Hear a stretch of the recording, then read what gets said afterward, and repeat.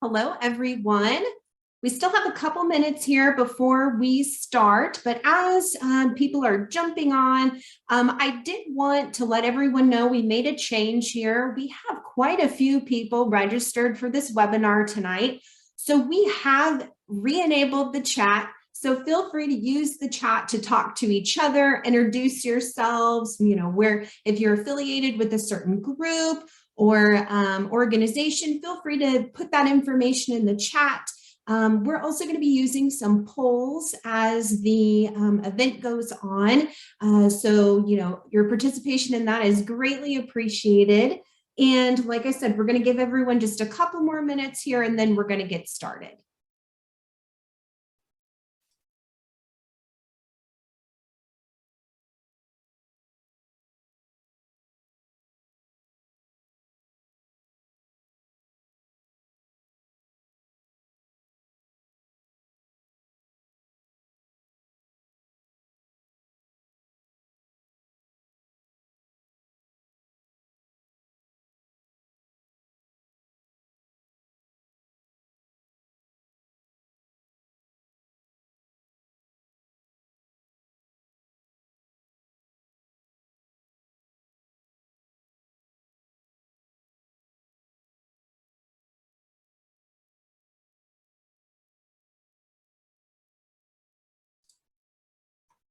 All right. I see some of you going ahead and putting your information in the chat there. It's great to see our folks from Lake Mary and SLI in Topeka. I'm actually based in Topeka, so always love to see Topeka attendees on the events that we host. As we move forward tonight, just a couple housekeeping things. I wanted to, again, let everyone know this is being recorded. We will put this information on our website along with a link to the slides, so you'll be able to refer back to that.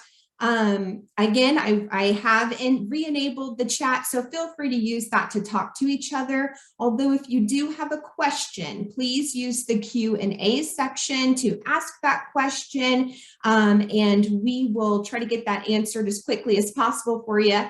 Any questions that may not be answered live, we will follow up with an email to you at the email that you used to register for the event.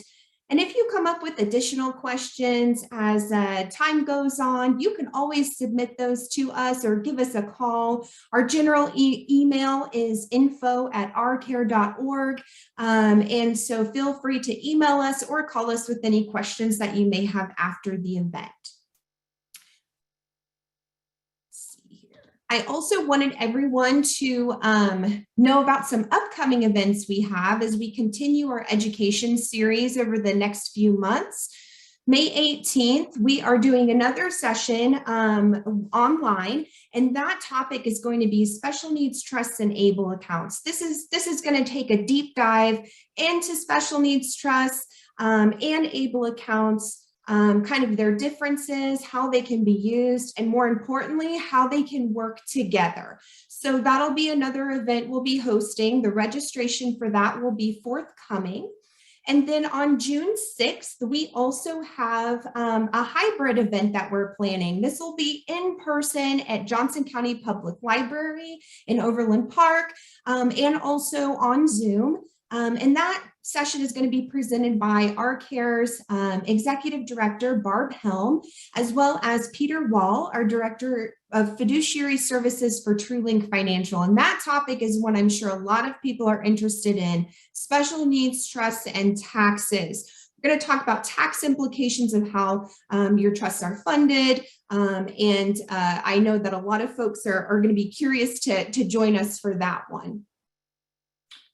So we're going to go ahead and get started here, but before we jump in, I am going to launch our first poll here. We always want to know how you heard about our events, if a little bit about our attendees, whether you're a family member or a caregiver. We always like to have some of that information. So if you could participate in this poll, we would greatly appreciate it as we move forward. It's looking like we're getting a lot of family members hearing about it through the community, so that's excellent, wonderful. Super excited to have you all here.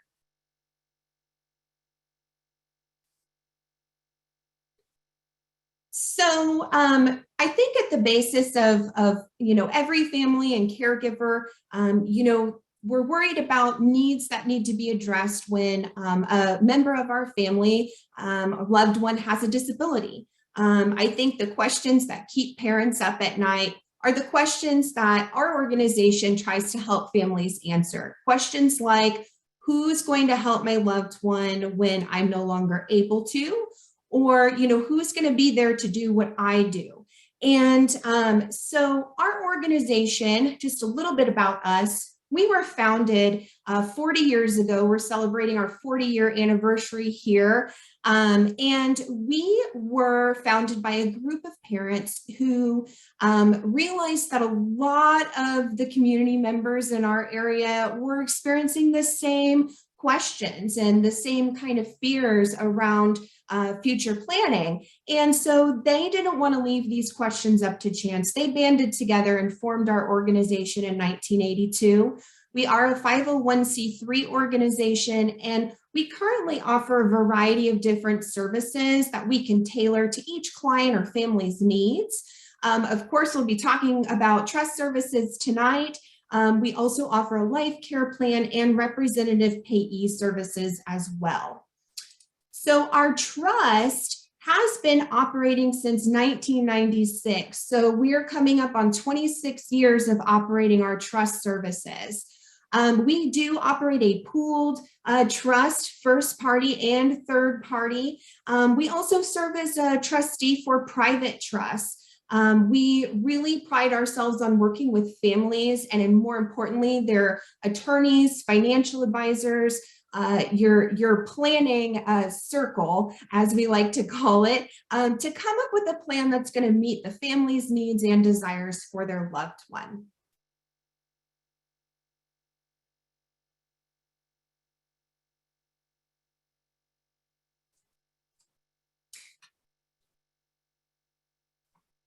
All right. So when we meet with families, a question that we always try to ask is, what's in your financial toolbox? This is a question, and I'm going to launch another poll here because we're curious if you already have a special needs trust, if you're in the beginning phases, gathering information, and kind of who your planning circle consists of, because those are all really important questions to take into consideration.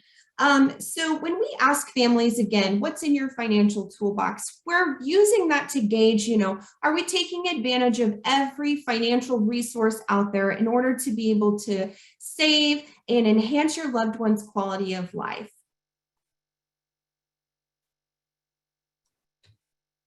So at the basis of everything, the first thing we want to talk about is exactly what is a trust.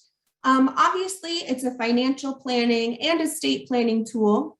It's a legal document. It's governed by state and federal law, and as well as the language of the trust document itself. It's ultimately used as a vehicle for managing assets, protecting funds of the beneficiary, and also directing how those funds can be used and distributed. So why does your loved one need a trust? I think this is a question that most parents find themselves asking when they're first starting the planning phases. And at the core of, I think, most of our plans is the desire to protect public benefits for our loved one. And mainly those are the means-tested public benefits like Medicaid. But Medicaid is not the only one. SSI, Section 8 housing, or if you're getting housing assistance, food assistance, all of those can be impacted by excess resources your loved one may have. So by protecting funds for them in a trust that are exempt for these purposes, your loved one can still qualify for these benefits. You're not jeopardizing those benefits in any way. The other thing about a trust is it offers financial management and oversight. A trustee will use their discretion to protect your loved one from potential exploitation or misuse of funds. And again, the other point of a trust is you want your loved one to be able to live an enhanced quality of life past what would be possible, only taking into consideration the public benefits that they would be eligible for. So when we talk about special needs trusts are just one tool in your financial toolbox, but you have many options. They can be divided into two basic categories that we're going to get into some detail about tonight.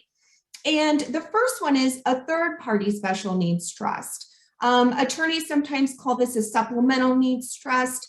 We look at this as a proactive tool.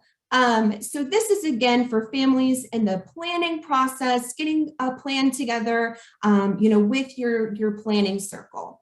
And then there's also a reactive tool, and this is our first party special needs trust, also referred to as a self-settled or sometimes referred to as a Medicaid payback trust. We'll get into what that means here in a minute.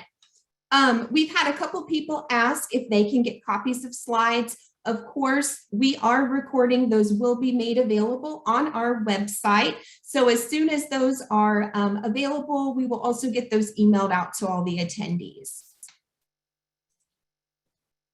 All right, so let's get into our proactive tool, third-party special needs trust. So here's the Social Security definition of a third-party trust. Essentially, it's a trust that's established with the assets of someone other than the beneficiary. So this is a parent, a grandparent, sibling, even family friends who want to leave money for a beneficiary with a disability. Most frequently, these are funded perhaps after the parent or grandparent has died through their estate plan or probate.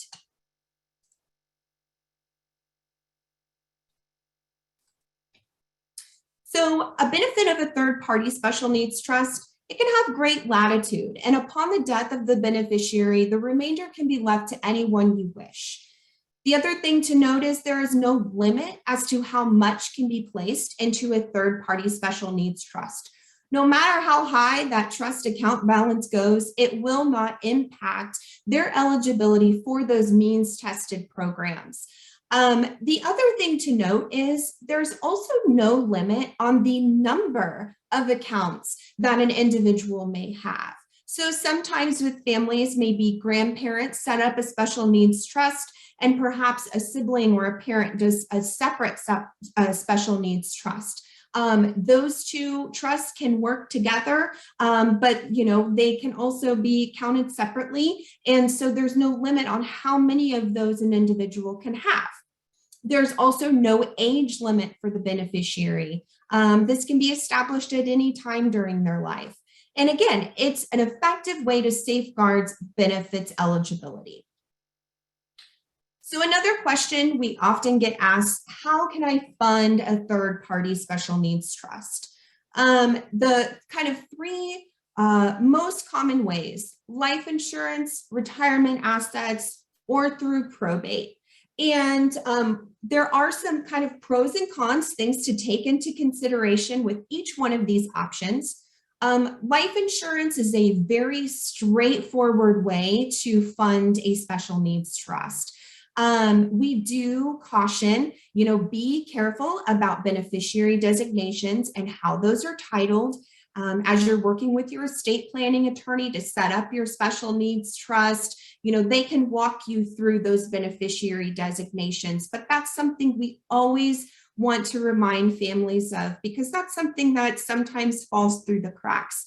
And we'll kind of get into a scenario a little bit later, kind of looking at what happens when maybe a beneficiary designation isn't updated. In retirement assets or IRAs, those are another, way to fund a special needs trust.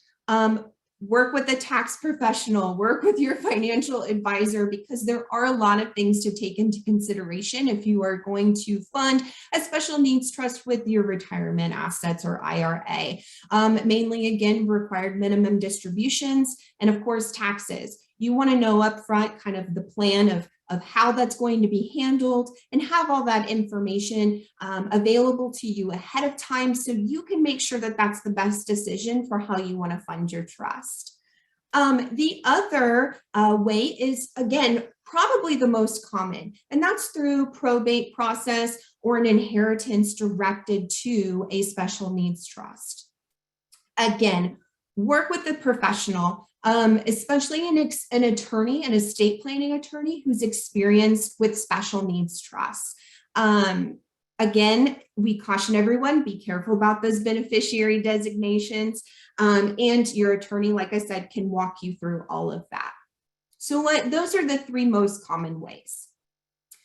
So we've talked about, again, a third-party trust being one type of trust. The other way is we've got the private third-party trust, and then we have a pooled third-party trust. So a private third-party special needs trust is probably the most common way to look at a special needs trust. It's a trust that's drafted by an attorney. We always encourage families to consider naming a neutral third party as a trustee, a bank, a nonprofit, an attorney. And there's a few reasons for that. One, it eases some family tension. No one ever wants to cause conflict or tension between perhaps siblings when one's serving as trustee of a special needs trust for another.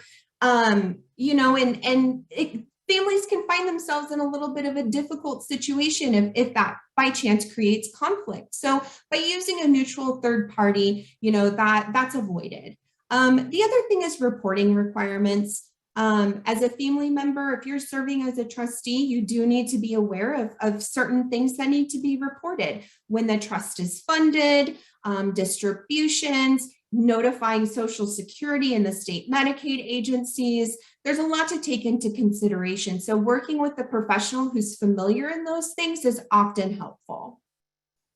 The other thing is transparency. So again, when we're talking about family relationships, or perhaps dealing with family members who maybe don't live close by, but they still want to be involved and still want to be in the loop, using a professional often, adds a layer of transparency and again, alleviates any sort of tension or conflict. Again, we frequently act as trustee for private trusts. So what happens with that? Attorneys contact us, say, is this something you might be interested in? We talk to the attorney, talk to the family. We make sure we're a good fit for the family, and make sure that's the route they want to go, and then complete the process that way. So our other type of a third-party special needs trust is a pooled trust. And I am curious here as to how many of you have heard the term pooled trust before. So let me know here on this most recent poll, and we'll kind of see. I'm guessing we're probably going to be split about 50-50 here. And that's pretty common. And actually, it's looking more right now, we're looking more have not heard of a pooled trust than have. So this is a great option for you all to learn about tonight. So let's get into it. And before we talk about the specifics of a third-party pooled special needs trust, I want to really back up and talk about what a pooled trust is. So a pooled trust is a trust. It's governed by the same laws, federal, state regulations that a private special needs trust would be. The only difference is federal law requires that a pooled trust be managed and operated by a nonprofit association. The other thing is a separate account's maintained for every beneficiary, but for purposes of investment and management, assets are pooled together. It's sometimes referred to as a master trust. It contains assets of, again, many individuals, however, each held in separate accounts and each with the beneficiary. So the easiest way to think about it is it's kind of like a bank that holds assets of individual account holders. So this is just, again, a just visual representation, because some of us are visual learners. I myself am. So I want to make sure that everyone's clear that while assets are pooled for management and investment purposes, contributions and disbursements for the beneficiary accounts are always tracked separately. So, a visual showing we know exactly the contributions and disbursements for O'Brien as we do for Jones, Johnson, and Smith. So let's talk about a pooled third-party trust. Again, it's kind of like a private trust. Just when you start off, it's funded with assets from someone other than the beneficiary. That's your third party. Instead of an attorney drafting a separate trust document, the grantor would execute a joinder agreement. And this is a legal document saying you want to join the master trust or the pooled trust. A pooled third-party trust offers flexibility for families as well as experience, because again, it can only be operated by a nonprofit organization. So with part of that, our organization for sure, our pooled trust is pre-approved by state Medicaid agencies and by the Social Security Administration. Our trust is actually pre-approved in 5 different states. We can serve Oklahoma, Nebraska, Missouri, Iowa, and Kansas. So no matter where a beneficiary may reside in that 5-state area, we would still be able to serve their trust. The other thing that pooled trusts often offer is the ability to handle any size account. At Arcare specifically, we have no account maximum and no account minimum. And what we have found is that offers our families peace of mind, knowing that there's continuity to the trust. No matter how great or small that account balance may be, we can continue to serve that trust and serve that beneficiary throughout their lifetime.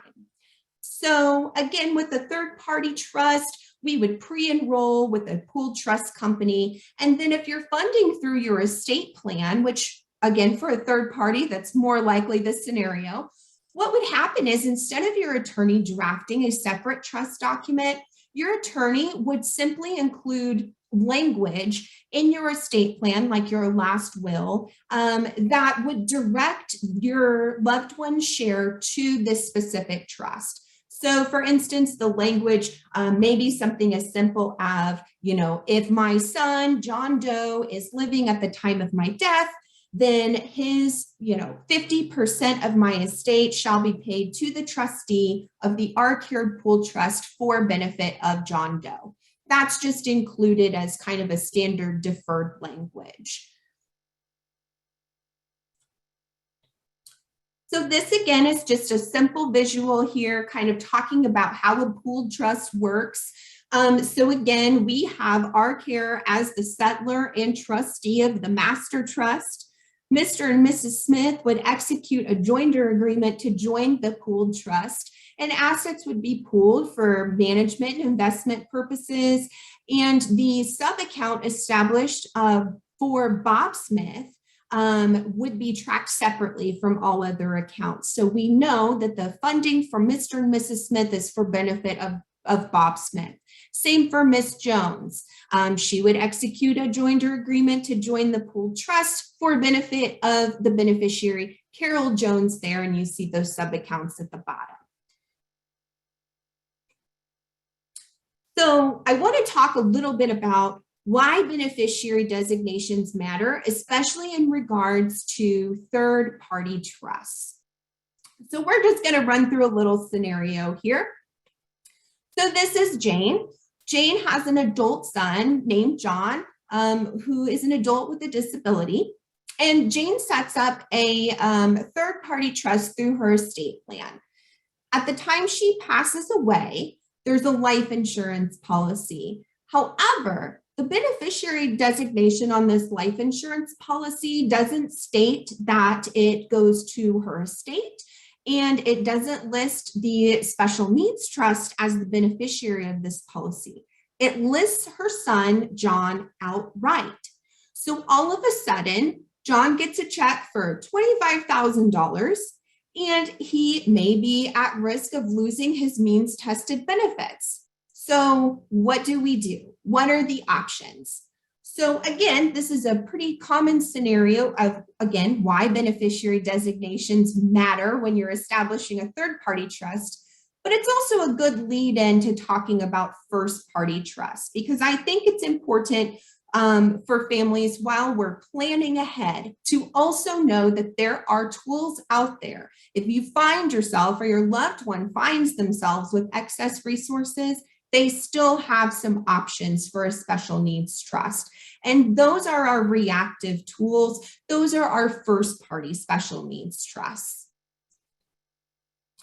So a first party special needs trust is pretty much what it sounds like. It's funded by assets of the individual with a disability. Now, those assets can be from, again, our first scenario there with Jane's life insurance policy. It could be inheritance or a life insurance policy directed to the beneficiary rather than to a third party trust or to the estate. It could be funds from a personal injury settlement, a back disability payment, or simply assets accumulated prior to disability. So what a first party special needs trust does and how it protects their eligibility for means tested benefits is it essentially converts a non-exempt resource into an exempt resource. Now, that being said, there is something called Medicaid payback that is a federal requirement for first party trusts.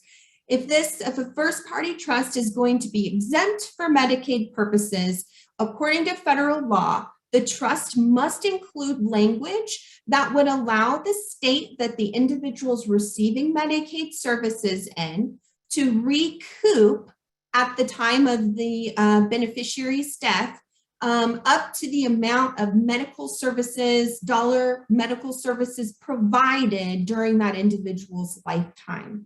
This is sometimes referred to as estate recovery in Kansas. That's what we frequently call it, estate recovery.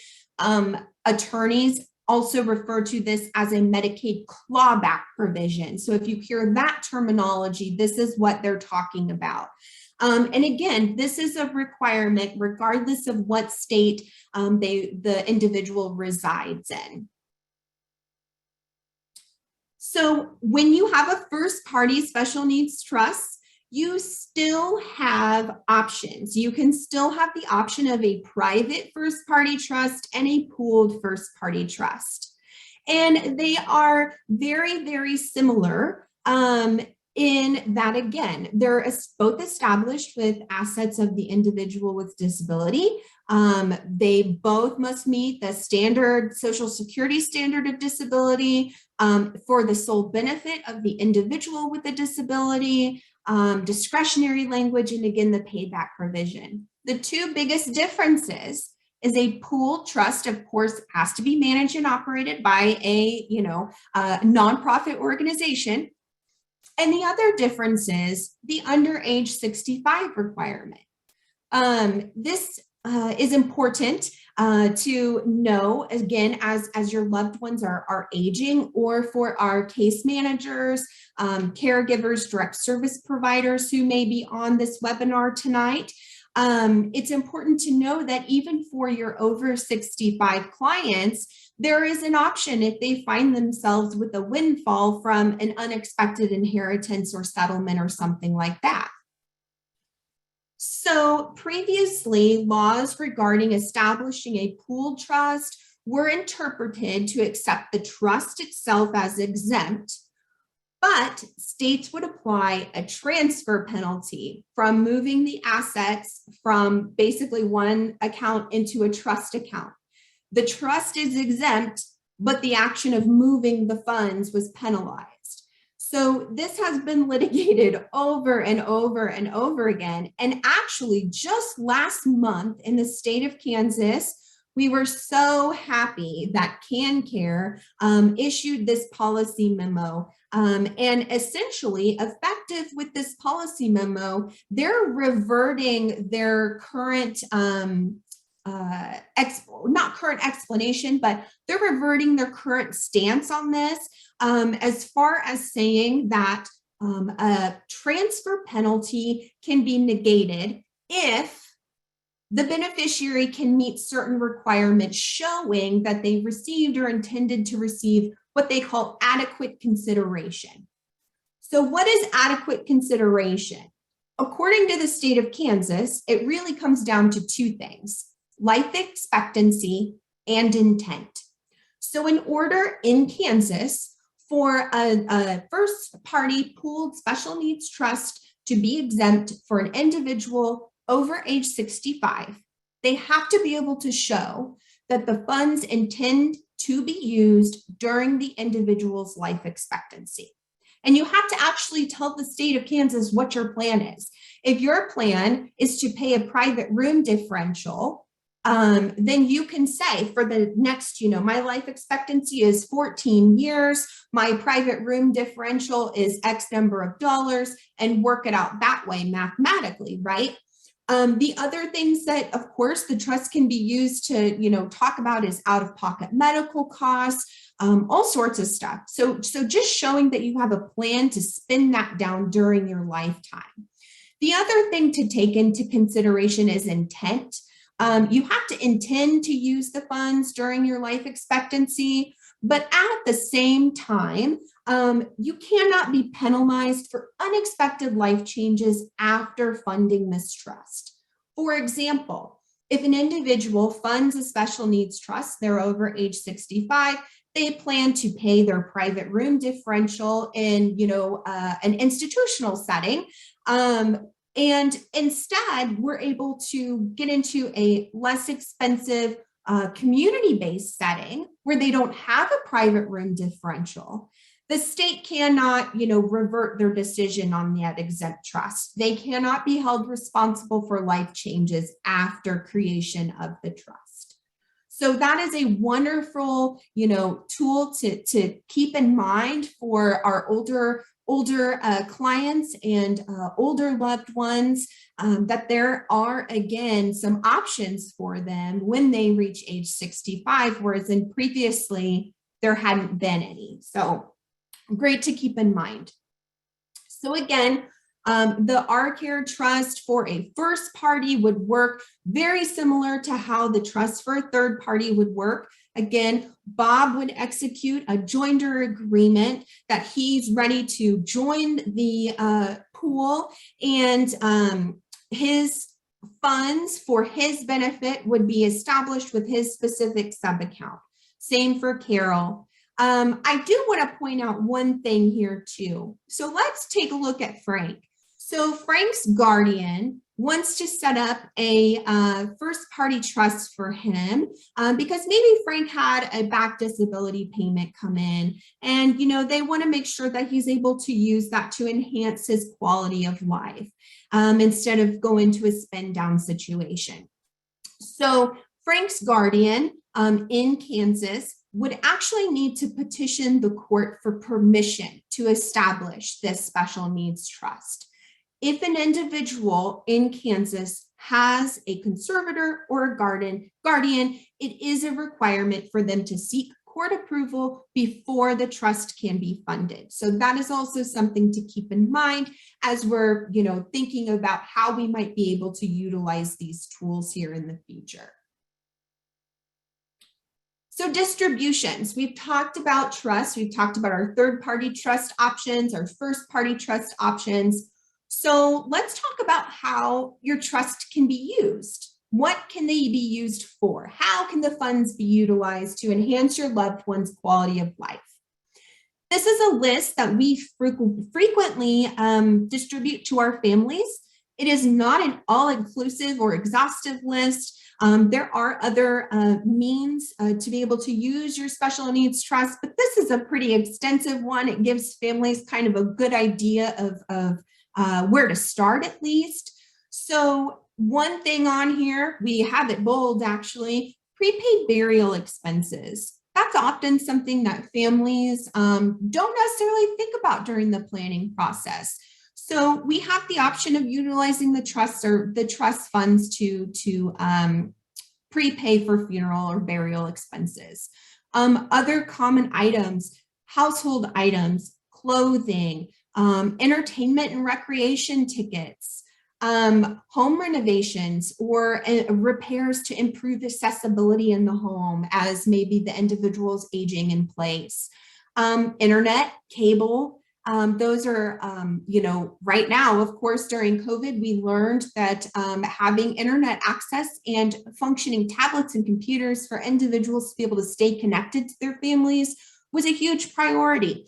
And so being able to utilize trust funds to make sure that they were, to make sure that they had those connections, that was one thing we were happy to be able to help our clients with. Other things would be legal fees. Certain therapies that maybe aren't covered by, other insurances, any out-of-pocket medical expenses, say you have copays, or I also want everyone to take a look at insurance premiums. Say your loved one wants supplemental dental insurance. The trust can be utilized to pay for that. But again, any out-of-pocket expenses the trust could pay for as well. So again, not an all-inclusive list, but definitely a good place to start. Definitely kind of a way to get families thinking about how, this would really benefit their loved one and really enhance their quality of life. So what can a trust not be used for? What can we not do with the trust funds? The biggest thing is we cannot distribute cash directly to the beneficiary. We honestly, it would impact their means tested benefits, considered unearned income, and it's just also a regulation for our trust at least. So that being said, I do want families to understand that while there is, a restriction for being able to distribute cash, there can still be flexibility with spending. And this is important as families are planning and looking at trust companies. What kind of flexibility does the trust company offer when it comes to being able to have flexibility in spending? For instance, our organization utilizes a prepaid debit card that's operated by TrueLink Financial. So if our client Carol comes to us and says, I would like $200 to buy new shoes and clothing for summer. And we'll always say, Carol, we can't give you $200. We can't give you a check. We can't give you cash, but here's your prepaid debit card. It has $200 on it. We're able to save the receipts, prove what that $200 was used for, that it was used directly for Carol's benefit, but she was also able to go shopping and to pick those items out for herself. So again, it offers the flexibility with an enhanced sense of independence, and that's something that not all trust companies offer. So that's something to keep in mind. The other thing would be we don't or try very hard not to make payments for food and shelter expenses. This is specifically for SSI recipients because payments for food and shelter can be considered in-kind support and maintenance and would reduce their SSI benefits monthly. So food and shelter, again, would be rent, any utilities, waste disposal, garbage, etc. Now, that being said, in an emergency situation, we can definitely work with clients to figure out, okay, so we need a one-time rent payment. This means that next month, our SSI is going to be impacted. Let's look at our budget. What can the trust maybe pay for to kind of offset that? And we'll work through that scenario with our clients, because housing is one of those things that's a priority. So while we try not to, we understand that emergency situations come up. So again, some experience with navigating benefits is extremely helpful when we're dealing with means-tested benefits programs. So requesting distributions. This is another thing for families as they're kind of talking about, again, who's going to be the trustee or company, what are we going to do? Who are we going to go with, right? Kind of understanding the process of how to request disbursements. So I wanted to be transparent and put our, process out there for everyone. So for us, after the trust is funded, we send out policies and procedures. We explain in detail how to put through a distribution request. We also include distribution forms because there are separate forms for different distributions. For example, if a client wanted to purchase a new car, we have a specific form that they would need to fill out to request that purchase. Our distributions are reviewed daily, processed weekly. So that's another thing to take in consideration. When you're selecting a trustee, how responsive can they be? Can they meet those expectations that you have? And then our requests, of course, need to be submitted in writing for documentation purposes when we are audited, and just so we can provide proper documentation to families to show how the funds are being used. So again, this is our process here. I wanted everyone to kind of know, so you can be thinking about questions to ask your other trustee that you may be thinking of, or just establish these questions as you're moving forward in the planning process. So I wanted to just put this up here. It's just kind of a recap as we are looking at the differences between third-party private or pooled trust, and then our first-party private trust and a first-party pooled trust. So again, the big difference here is the Medicaid payback provision. So on a third party, whether it's private or pooled, there is no Medicaid payback. That is a huge incentive for families to get plans in place for their loved one. Again, for age limits too, for a private first party trust, it has to be funded before age 65. For a pooled trust, first party trust, it varies from state to state. So working with a knowledgeable trust company who can help you navigate through those questions is important. We've also kind of recapped how, these funds can be deposited, what the source of funds may be, and things like that. So I thought this was important for everyone to kind of see as just a little recap here. So as we're moving forward, I would be remiss if I did not talk about, again, why families might consider using a pooled trust. I actually am looking at the poll here. It looks like only 32% of attendees have heard the term pooled trust before. So hopefully after tonight, you're a little bit more familiar with it. But again, the provision that a pooled trust can only be operated by a nonprofit sometimes is a great choice for families. It offers not only professionalism and experience when dealing with families and dealing with all different types of disability. It also offers ease of administration for families. By pooling assets together, this allows us to keep our fees lower. And typically, trust accounts receive a higher return on investment than they would sometimes looking at a private trust option. The idea of continuity, no maximum, no minimum. Again, I'm not saying that is true for every pooled trust. That would definitely be something to ask if you're looking at another pooled trust company, whether they have maximum or minimums.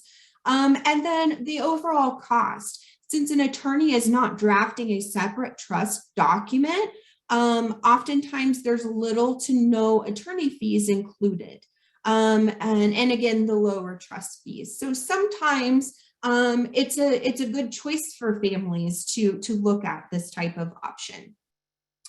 The expertise with disabilities is another huge advantage. Beneficiaries communicate directly with us. We have social workers on staff. We're well-versed in public benefits. So, in the example I gave a little bit ago about, clients needing help with rent payment for 1 month, we would say, hey, David, I see that you've put a request in for a rent payment. What's going on with your rent? Oh, well, Section 8 told me that I'm no longer qualified, or I didn't turn in certain paperwork or whatever. Okay, David, well, let's help you figure that out, right? Because that's something that we have experience in doing. We also offer other social services, as many other pooled trust companies do. So as your loved one continues to experience life changes, there's an experienced organization there to help them navigate that as well. So these are just for us up front, some of the organizations that we have experience working with in Kansas. We also have experience working in Missouri too. And again, Nebraska, Iowa, Oklahoma. So of course, Social Security Administration, Department for Aging and Disability Services, RCDDOs, day service providers, and residential service providers. The other thing is we frequently work with these providers to help them assist them in helping a beneficiary request a distribution, because oftentimes the day service provider or residential service provider has a very good view of day-to-day needs. And so they can assist clients in requesting distributions from their trust. And we're happy to work with them and able to do that. So other services, expertise, Medicare, Medicaid, of course, Medicare Part D plans, again, as your loved one's aging, just something to keep in consideration. And then the other thing, for us, quality of life for the beneficiary is job number one. We want our beneficiaries to be able to utilize their funds to live an enhanced quality of life. And I think that that's also what most families want too. So making sure that that aligns with family goals, is something that we really take pride in and take to heart. So as we're wrapping up here, we've got some time here for some questions. So we've had a couple here. If we move to another state, do we have to change a special needs trust? That is a question that really depends on what type of trust and the state that you're moving to. Every state has certain state requirements. I would say that, if you're planning to move to another state, definitely contact an attorney in the state that you're moving to have them review your trust document.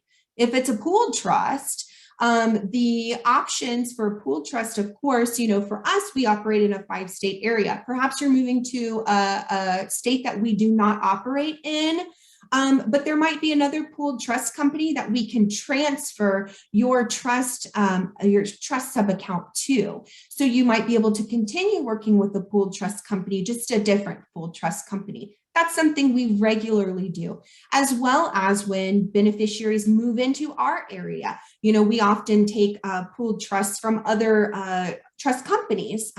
So that's always an option too. Let's see. In the private room example you gave earlier, does the shelter issue prevent that payment? So when we talk about private room differential, most of the time we're talking about institutional setting or nursing facility setting. So in that case, it would not impact that. However, if it was a different type of setting, yes, that, it may. So that's something to take into consideration when you're putting that plan together for intent and for life expectancy. Let's see. If a beneficiary passes away, is it true the remainder balance, no matter how small or large, stays with the nonprofit or pooled trust? So if you, I can actually go back to this slide here, if you give me just a second. So we are looking at this one right here. So on the payback provision clause,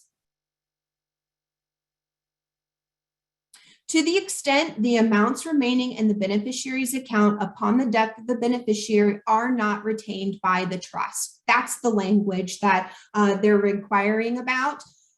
So for our pooled trust, we do retain a portion of the trust to go towards charitable purposes. We offer organization grants as well as individual grants for individuals with disabilities. And by retaining a portion of the trust account, that is what funds that charitable giving.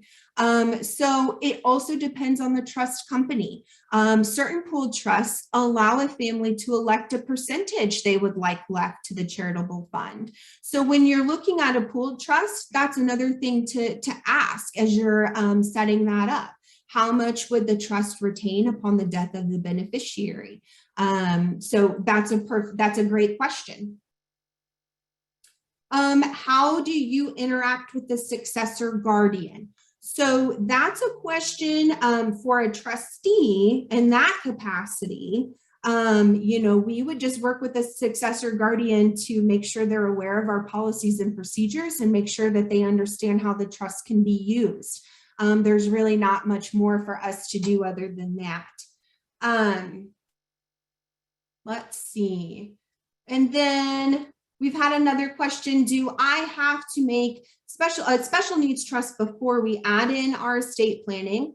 My planning say funds go to trust after I pass, and then a special needs trust will start. Again, that is kind of a question for your estate planning attorney, depending on how they've structured your documents.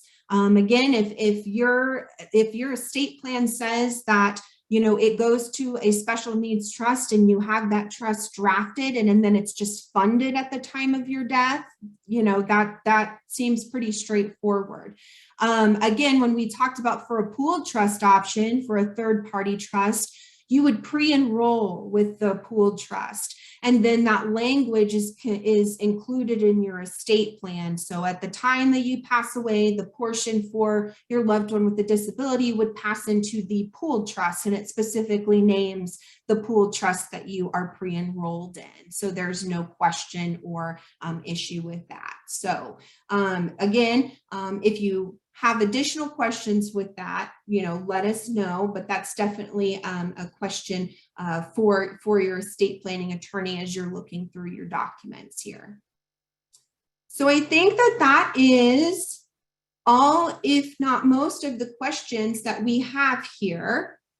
So I did just want to say thank you all so much for attending this session. I really hope that you join us for some of our future sessions. Our next one on special needs trust and ABLE accounts, we'll take a little bit of a deeper dive into special needs trust, and we'll also go into some pretty extensive detail about ABLE accounts. And more importantly, again, how those can be used together. And then our special needs trust and taxes as well. We're really looking forward to that. Again, I appreciate all of you. If you have any questions, feel free to reach out. Again, info@arcare.org. We also have a questionnaire, contact us form on our website. So feel free to get on there and ask any questions that you may have. And like I said, we'll be following up with an email here to everyone with the slides. And there's also going to be a survey. It's always important for us to get some feedback from our audience so we know how we can improve this session for the next time around. So please, if you would take part in that survey, we would greatly appreciate it. So thank you again so much for joining us tonight. I hope you all have a wonderful evening.